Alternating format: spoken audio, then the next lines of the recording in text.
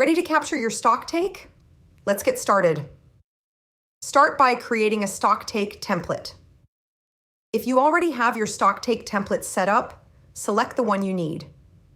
For a more detailed video on how to create a stock take template, please refer to the relevant video on this page.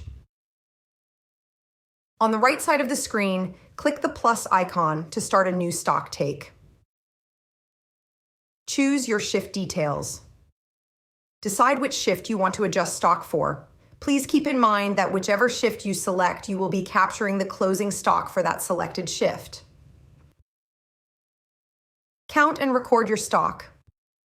Once you have selected the correct shift, you will see all the products as assigned within your template grid.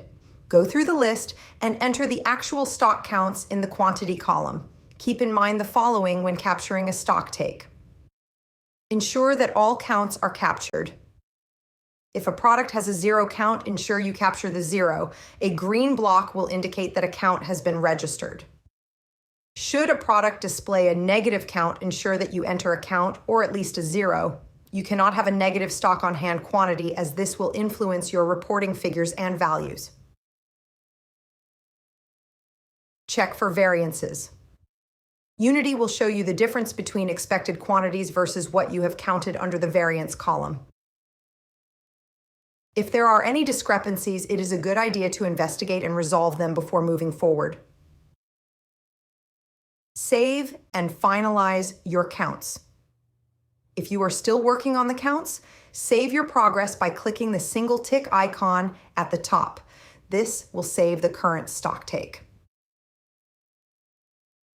When you are happy with the stock input and variances, finalize the stock take by clicking the double tick icon. This step will update your inventory to match the counts you have entered.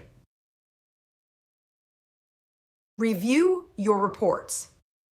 After finalizing, you can generate the relevant inventory reports to double-check any variances or spot discrepancies within your stock management.